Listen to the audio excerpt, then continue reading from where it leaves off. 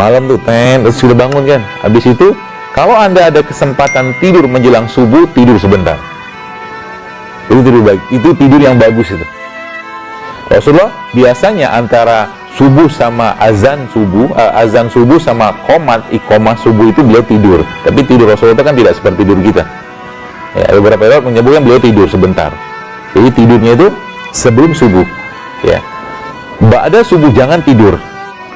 Karena tidur ba'da subuh adalah waktu di mana jantung kita lagi, jadi kondisi udara saat kita berusaha saat itu ya. Jadi waktu subuh sampai syuruk atau duha itu 2 jam atau satu jam lah, mengatakan setengah jam 1 jam kurang lebih seperti itu setelah subuh. Jadi jangan tidur waktu itu. Ya, kalau Anda pengen tidur tetap udah ngantuk banget, usahakan jangan berbaring, biarkan tidur dalam kondisi berzikir, duduk. Sebab apa? Banyak terjadi serangan-serangan jantung ya, atau kelemahan-kelemahan jantung itu di pagi hari kayak begitu. Jadi pagi jangan tidur ya. Dan itu salah satu tidur yang bikin blow on. Iya, kata Ibnu Qayyim al-Jauziyah seperti itu. Jadi tidur yang bikin bodoh itu tidur pada subuh ya. Selain bodoh, bikin bodoh, apalagi rezekinya ya, dikurangi sama Allah. Kenapa? Karena malaikat waktu itu lagi sibuk-sibuknya bagi-bagi rezeki dari Allah gitu kan. Dia malah tidur. Ini nggak sopan namanya. Jadi kalau Anda pergi buat sekalian, jadi salah satu tipsnya saya, kalau Anda pergi musola, misalkan di masjid dekat rumah, ya, kan ada doa malaikat di pagi hari kan, yang malaikat itu mengatakan, ya Allah berkahi orang yang bersedekah hari ini, pagi hari ini. Maka subuh itu jangan pernah kehilangan momen untuk bersedekah. Datang ke masjid bawa uang, mau 5.000, 10.000, 100.000, pokoknya kencelin ke masjid, niat untuk sedekah karena Allah, maka dapat doa malaikat. Itu dikerjakan tiap hari, nggak bisa sekali-sekali, karena doanya itu setiap hari, gitu kan? Ba'da subuh, ya, ba'da subuh, bagusnya seperti itu. Kemudian setelah waktu syuruk masuk ya, kalau Anda bisa ketemu syuruk, sholatlah syuruk tadi. Saya kira mungkin sebagian teman-teman sudah tahu ya, pahala dari sholat syuruk itu ya, kata Nabi SAW, pahalanya sempurna umroh gitu kan ya. Kalau bisa syuruk itu dari mulai subuh sampai ke terbitnya matahari ya, sekitar sekarang sekarang kan subuh jam 4:11, syuruk itu kurang lebih sekitar jam 5:30 lebih 10-an lah, kurang lebih 5:40, 5:45 lah kurang lebih ya, sholat waktu itu. Nanti habis itu apa yang dikerjakan? Jadi dari mulai subuh itu sampai ke syuruk ngapain? Kalau nggak zikir pagi, baca Quran. Zikir pagi itu bos kan, zikir yang luar biasa, yang disebutkan bahwa para ulama, saya baca di beberapa kisah-kisah itu, subhanallah, itu yang menyebabkan umat Islam waktu dipimpin oleh Sa'd bin Abi Waqqas itu bisa memenangkan istana Ma'dah itu salah satunya karena zikir pagi mereka luar biasa, zikir pagi. Maka jangan pernah kehilangan momen zikir pagi itu. Kalau nih misalkan pulang atau pergi kantor, misalkan ba'da subuh nggak apa-apa, di motor atau di kendaraan tetap zikir pagi, hafalkan zikir itu, karena itulah kemenangan kita di situ. Jangan lupa zikir pagi ya. Dan lagi saya sampaikan, ibadah itu adalah nutrisinya kolbu. Zikirnya kita sebenarnya makanan buat kolbu kita, maka jangan lupakan zikir ya. Apalagi di sisa-sisa di luar mungkin kita tidak ada zikir pagi petang, ya sudah berzikir biasa aja. Dan zikir itu dilafazkan, bukan di dalam hati, dilafazkan, diucapkan, astagfirullah gitu kan ya, tidak perlu gede-gede dalam mulutnya gitu kan ya, cukup kita yang dengar gitu kan, istighfar, tasbih, tahmid, tahlil atau istighfar seperti itu ya. Baru masuk duha ya. Jadi antara subuh sama syuruk itu jangan tidur, karena memang pernah saya tulis juga bahwa itu memang waktu dimana ada satu satu bahan yang Allah turunkan atau ciptakan di udara pagi itu yang ingat saya namanya nitric oxide atau NO, dan ini salah satu antioksidan yang paling baik ya. Jadi subuh itu jangan tidur, nikmati limpah rezeki dari Allah dari udara tadi ya, subuh itu. Kemudian baru masuk ke duha ya. Duha saya kira mungkin semua sudah paham ya. Duha yang paling baik kapan?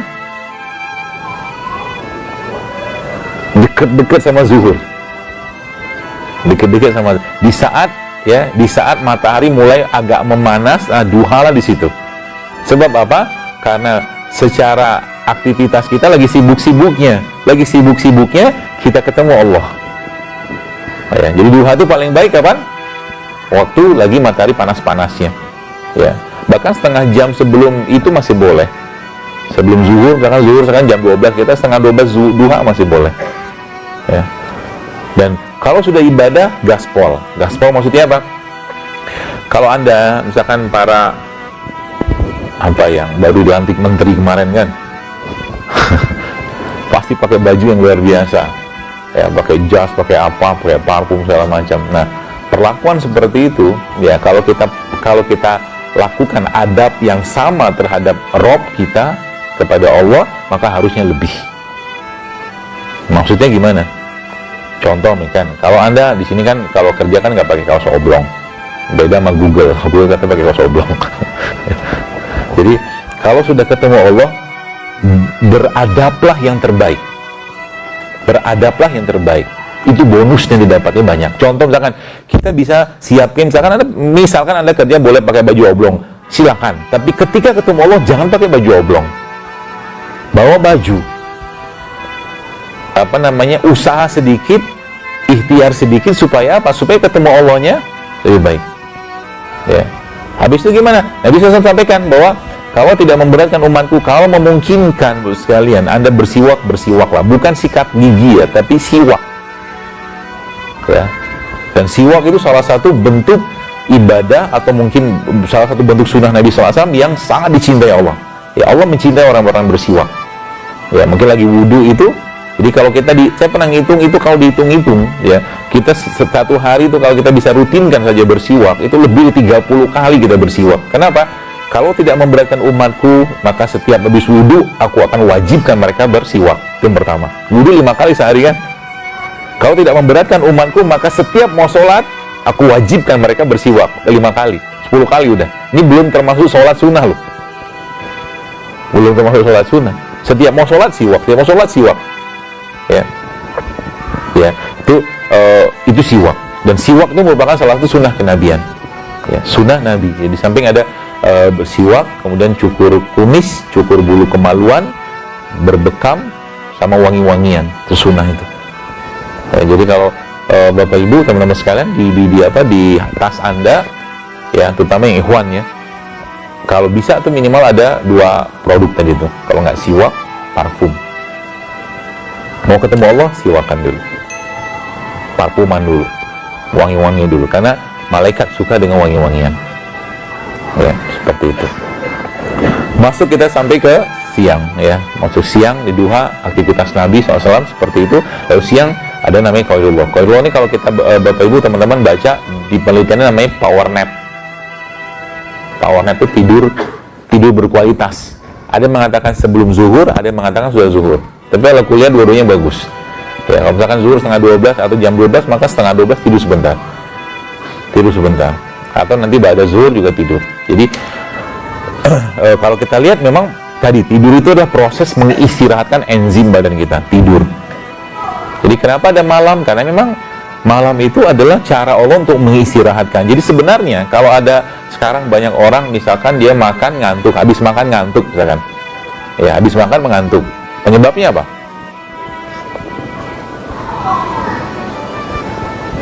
Pura-pura mikir lah. Gini kan.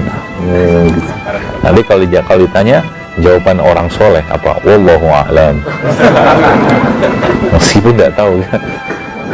Kalau ujian tuh gampang gitu kan. Apa penyebab stroke? Wallahu a'lam. Apa penyebab kolesterol? Wallahu a'lam. Jadi kalau ujian ada 50 soal, ya Wallahu a'lam. Jelas tidak akan lulus. Jadi orang banyak habis makan tuh mengantuk, ya salah satunya adalah karena tubuhnya tidak bisa mengolah makanan tadi. Kalau tubuh tidak bisa mengolah makanan tadi, Bapak sekalian, maka tubuh istirahat dulu, bikin enzim dulu. Gitu sebenarnya.